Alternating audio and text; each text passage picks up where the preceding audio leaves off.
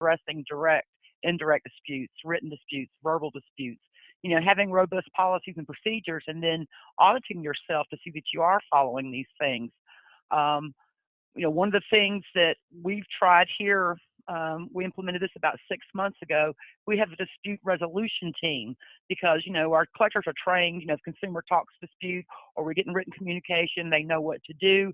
We found that there was some margin for error in our follow-up on these disputes. So we have a small staff of 3 that do nothing but work dispute accounts. After we've sent validation, research it, these people, collectors, reach back out to the consumers to talk about resolving the account. We investigated your dispute. We sent you the results, and how do you want to take care of it? Or in some situations, just all efforts exhausted on the account, but we're just following up on them. And this team is trained to specifically handle these, and they're pretty much paying for themselves with the risk that they're mitigating and the revenue that they're generating off of the dispute accounts, if that makes any sense. Well, and you can take it from a guy who does a fair amount of FDCPA, FCRA defense work. This is, I think, by far and away the #1 area where agencies fall down. Speaking of training, they might train their collection staff, but they don't do a terribly good job, in my experience, of training their admin staff, or whatever you want to call it, the folks that are handling these letters day in and day out, to understand that, sometimes you're going to get a dispute, sometimes you're going to get a validation request, sometimes you're going to get a request for proof, sometimes you're going to get some kind of offer in that, and sometimes you're going to get it all 4 of those things in one letter. And so sometimes you're going to have to parse and decide, what are my, is this inside the validation period, outside the validation period? What are my responsibilities? What's the agency's responsibilities? If they get a dispute, and as Mike Hiller said, they conduct a good investigation, do they document that in the notes that they conducted this investigation? Do they have good written policies, procedures, and work instructions on how all this is going to go? And then, of course, when a consumer says, well, I'm not sure I owe all of that, and then just goes on and starts talking about something else, a lot of times the collectors don't mark that account as disputed, either because they weren't attuned to that and it wasn't properly reinforced. And believe you me, you got to be talking about marking these files as disputed on oral disputes all the time, very often, at least once a month, reminding your collectors that they've got to report these accounts as disputed, because if you're recording and they give any indication that they don't believe they owe the debt or any portion of the debt, and it wasn't immediately marked as disputed, you've got a major problem on your hands. So you've absolutely got to nail this stuff down. And we as an industry have got to do a better job about handling disputes, handling requests for validation, and the like. Agreed. And a lot of collectors feel somehow that they don't want to mark the account as disputed, especially if it's a ridiculous dispute or there's no reasoning behind the dispute whatsoever. They somehow feel like the consumer is getting over on them personally or on the system, gaming the system. And you've got to get that out of their heads. They can't be resistant to the idea that we're going to mark these accounts as disputed, that it's not of any tangible, real benefit to the consumer. And if you don't do it, more importantly, you're basically just offering to cut $1,000 check plus attorney's fees to all those folks that are doing this.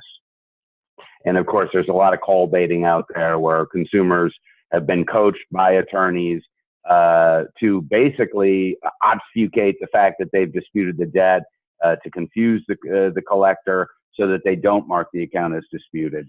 And then, of course, there are other less scrupulous attorneys out there that are sending in blank faxes, and then all of a sudden, a month later, you'll get a letter saying, we faxed you this dispute a month ago. Here's the confirmation of that fax, and you don't have any record of getting that, so you should have an empty envelope, empty fax receipt, so that every time you get something that's blank, you get an envelope with nothing in it, you get a fax with nothing to it.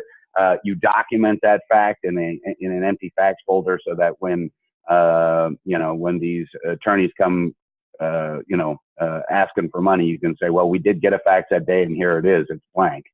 That will keep you out of some trouble as well. Or cancel your fax number. Bingo. Yeah.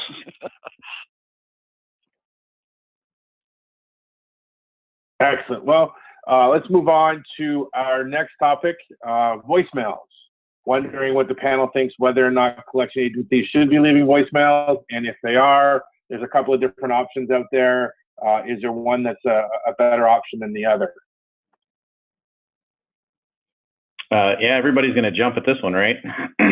This is Frost. I would say for agencies that are leaving messages, the vast majority of them that I know that are leaving messages are leaving the Zortman style message, where it's just a very basic 6-second or less message that identifies the company and the callback number. Doesn't identify who the consumer is or anything like that. We know that case went through, I think it started in Minnesota. Michael Clutho, I think, had that case, and it kind of spread across the country a little bit, started to garner some traction. So a lot of agencies moved down that path versus the old FODI style message. FODI also created some issues because it was a pre-recorded message, so there's a TCPA element to that too. So Zortman move was a really good move on a couple of different fronts. What we saw earlier in 2017, or in late 2017 in September, was a case called Hart versus Credit Control out of the 11th Circuit. It was an 11th Circuit decision that found that a Zortman style message was actually a communication under FDCPA. So those that I know of that are leaving messages throughout the United States are selecting to not leave messages at all in the 11th Circuit, but are leaving the Zortman style message outside of that circuit. That's just kind of what I've seen from an overall perspective. Who's kind of what's kind of leading the charge in the industry is kind of a norm. I have seen a lot of agencies that have just altogether said, they've conducted internal business analysis to understand what their callback rates were, what their investment curve was it worth the actual risk, and have just decided not to leave them at all. Very few companies that I'm aware of are leaving a FODI message. There probably are some still out there doing that, but it is important to look at the state regs, look at the case law that's in a specific jurisdiction to determine if you should continue down that path or not. Yeah, I guess it depends on how much risk you're willing to take.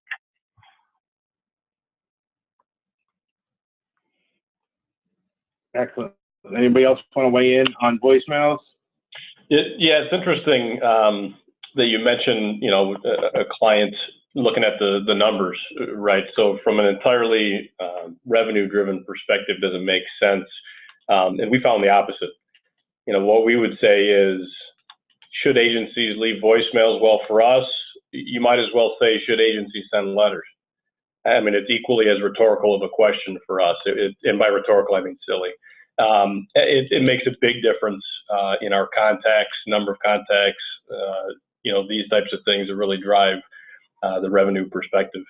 But I would invite everyone do you know what kind of traction you get from leaving messages? And if you don't, then find out.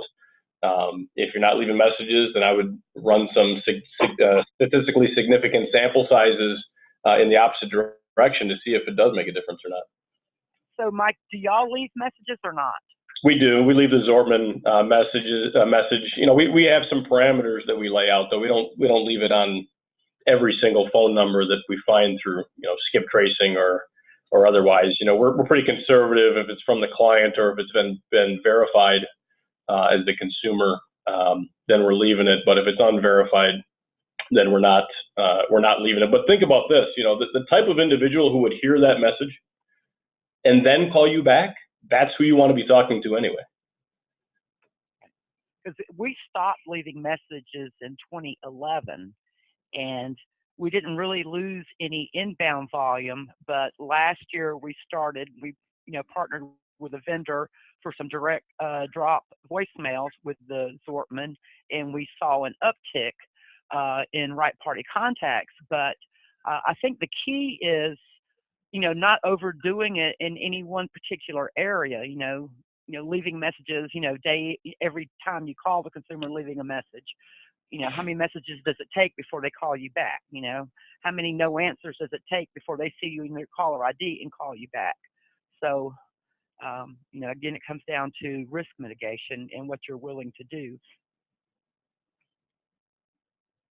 It also, I would just add that it also kind of needs to be considered in your overall analysis as a company on your call volumes, which I know is another topic that we're going to get to in this presentation. But as you look at cases in the call volume field, most of the cases where there's not messages left will allow higher volumes of calls than ones where there are messages left. So it may play into your strategies depending on what your shop analysis identifies as like the highest number of call attempts you make, either daily, weekly, or for the life of the actual account or phone number. So that kind of plays into it too. It's not just voicemail messages, but your overall call strategies. Yeah, I agree. The agency should certainly be cognizant of their communication volumes and how whether you're leaving Fody or Zortman on a voicemail, how that impacts your call volumes. For instance, there are a ton of states that have communication requirements or guides. For instance, here in Washington, we can only communicate with a consumer 3 times in a given week. And you've got to make sure your staff is aware that if they're leaving a message for the consumer, that is most certainly a communication. And while just showing up on their caller ID probably isn't. Yeah, that's a good point. Although if you're leaving a Zortman message, is not considered a communication by the court. So you get into some gray area there too and create potential liabilities. And then you throw Massachusetts into the loop, and a communication according to Massachusetts law is an attempt. I consider a no answer, not a communication, but, in Massachusetts, you can't make more than 2 within a 7-day period. So, like you said, it comes down to there's not a magic number on how many calls. You look at the, history of your shop, what was the magic number that this person called you back or they picked up their phone? That's why we have to get analytical with our data. How many calls is too many calls? I think that, what's insanity? Doing the same thing over and over and getting the same results. 76 dials to a phone number and you always get a no answer. What's the point in that? If that is the consumer, they're never going to call you back. And if it's not the consumer, you're just barking up the wrong tree. You need to pull that data back and look for a better phone number. So, it's all about the analytics when it comes down to phone calls, I think. Yeah, I completely agree with you. What do the numbers bear out? And I should have delineated earlier, and I didn't. But we're working on a blended platform. So we have some manual dialing that takes place, and that's when we're leaving the Zortmans because we know which numbers are which. When we're in our more creative, TCN style dialing, we're not leaving messages as an FYI. Yeah. I think just hitting that whole, what's the right number of attempts per day? I mean, I've had people, send me messages that are kind of over the top about, what they believe is the right number of attempts. And I think this boils down to a lot of different variables, and it can be, it goes back to the business analysis that we talked about before, because you could have a line of business, and here we work in many different segments, as many of you probably do, in the collection area, and dialing strategies in a telecom portfolio is much different than a government Department of Education type portfolio. To your point, you may be doing some manual dialing in different areas. You may be doing, more strategic type dialing in other areas. And there's probably not a one size fits all where you can say, hey, never dial more than, 4 attempts a day, never dial more than 50 attempts to a given phone number if they never answer. The underlying issue is, and I've had a lot of cases, if you guys go back many years, the Tucker versus CVE case, the Carmen versus CVE case, this is back in the day when we all as collection agencies dialed a lot, and we didn't have a lot of parameters around them, but we created the parameters internally, created really solid policies and procedures, and we adhered to those policies and procedures. And we won cases that were 7 call attempts per day, 149 phone call attempts in 2 months. I mean, there's not something out there that says that there's a magic number that you should or shouldn't call a number of times. But I think what everybody's saying here, and what we really probably can narrow this whole issue down to, is how many numbers times do you dial to create the efficiencies or create the end in mind that you start out with a consumer when you get a new account. And the end in mind is reaching the consumer, trying to find a resolution to the account. And if you can do that in 16 dial attempts, and maybe get an RPC, or it's going to take you 30 dial attempts to get that same RPC, that may be different from company and line of business. But you have to figure out what that might be and what the thresholds are, and have policies and procedures around them that you can argue in court, or argue to the regulators if they look at your policies and procedures and say, hey, what is your perspective on this esse all the way around. And I've been at the CFPB in the past with different associations, and they ask that question. They don't have a bright line rule, although in the rulings the rule that they put out, the proposed rules a few years ago, which they've scrapped, they did have parameters around how many times we could call, and it wasn't segmented out by line of business, which is problematic for all of us. And hopefully we don't see those restrictions in the future when we can all make business decisions that make sense for the type of accounts that we have and the type of consumer that we're trying to reach. And then think about your portfolios. Do they have an expiration date, right? If they do, that's one thing. If they don't, what we find as far as operations goes is sometimes the only thing that's going to get that consumer to pick up the phone is time. So it doesn't matter how many times you call them in the next month, it's going to take a month before they pick up the phone. What's the panel's, what do you folks use as far as a policy on leaving messages with third parties? So the voicemail doesn't pick up, instead it's the roommate or the son or the father. Are you leaving messages with those third parties for the consumers? No, we are not. Is anybody? Yes. Or does it? Yes. Yep. Have them call me or text them and tell them to call me. Yeah. Yeah, I just wonder, I kind of keep waiting for the other shoe to drop on this sort of line of cases where if a voicemail leaving your name and number is a communication, and in every communication we have to disclose the fact that we're a debt collector, right. When is some clever plaintiff's attorney going to figure out that talking to a third party and leaving your name and number is also communication, and you're specifically not disclosing the fact that you're a debt collector there? Is that a violation of the FDCPA? I don't know if I have a particular position on that, but I do suspect that someday soon we are going to get a test case on this issue. That's my position. That's the way I thought about it, if leaving a voicemail message is communication, well, certainly talking to somebody, is a communication. Albeit indirect, but yeah, I mean, absolutely. And then where does the logical extension go? I mean, what is credit bureau reporting if not an attempt to collect a debt? Yeah, I certainly think it would behoove agencies to start thinking about that issue, whether they are leaving messages with third parties and whether they should be, or whether they want to, given the potential risk. And then they say, what's the name of your company? And you go, blah, blah, blah, and they know they're the debt collector. So you got a potential disclosure problem or a potential lack of disclosure problem. So in my mind, it's kind of a dangerous cat to skin. Is that O'Mara? Yeah. Yeah, I'm not superstitious, but thanks for jinxing me. Sorry, everybody. I knew that might make some people's days or ruin them. No, good advice. We're the people you can trust, Mike.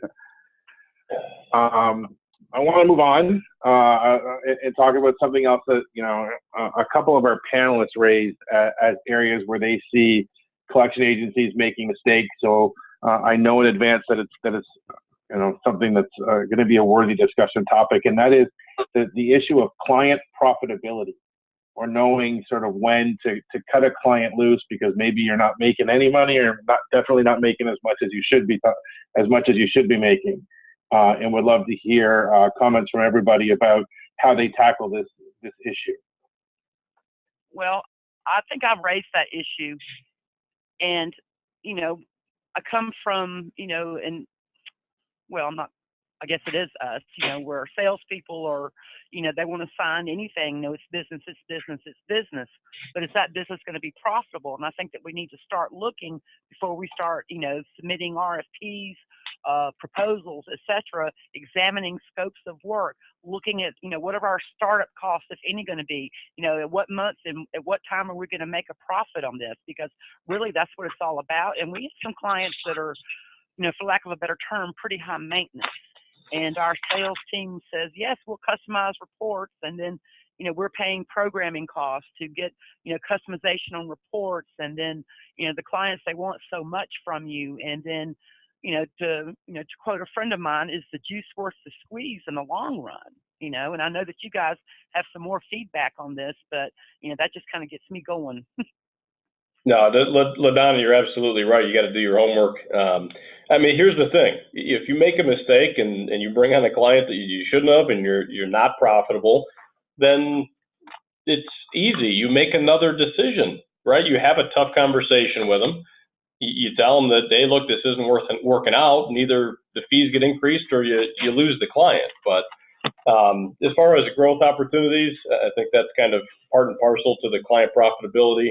I'd say that the fastest, most painful way to grow is buy another company. And then e-commerce. E-commerce is commerce.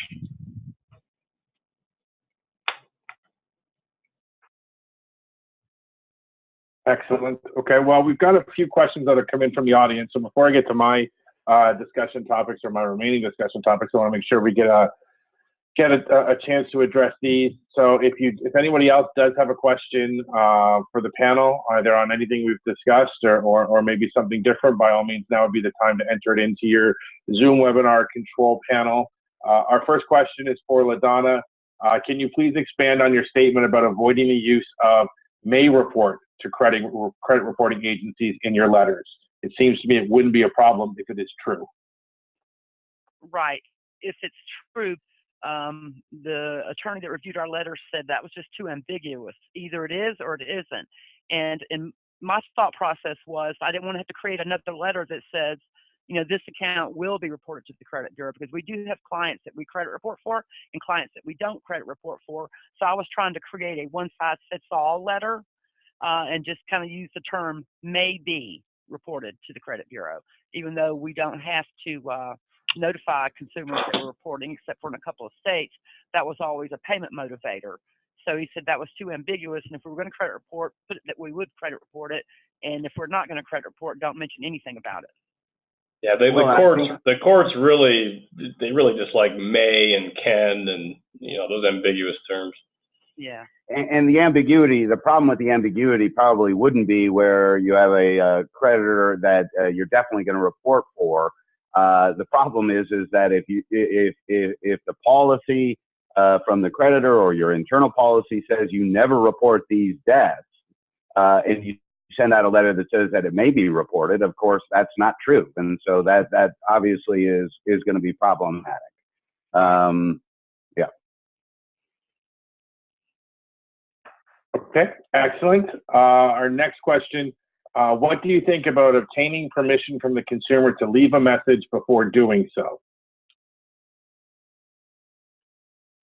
I think that's a good idea. If you can get, if they know you're going to leave a message, and I think there was a court case, and you attorney fellows can help me out on this, where the collector had been in contact with the consumer numerous times talking about a settlement, and so when they called and they left a message, they didn't do the FODI or anything like that, and then a lawsuit came up, but the courts ruled in favor of the collection agency because the consumer already knew it was a collection agency that they were talking to. I probably didn't word it as eloquently as y'all would have worded it, but that was the gist of it. Yeah, this is Frost. I would echo those remarks and also say, anytime, it doesn't really matter what the issue is. When you have consent from the consumer, it's always going to be an added defense to any claim that you have, and courts look very favorably on a direct consumer consent. Oftentimes, there's less emphasis on indirect consumer consent for certain things like that, but a direct consumer consent issue on voicemail would be obviously another card that you could utilize in your defense. I'm not sure it's absolutely necessary in the full over context, but it definitely would help. Excellent. Our next question. Even if you don't leave a message, consumers still sometimes call back from their caller ID. How best do you handle that situation? We ask what number. We ask what number did we dial. If it's not showing on our caller ID, and we'll pull the account up and then say, and who am I speaking with? We try not to reveal the name of the consumer,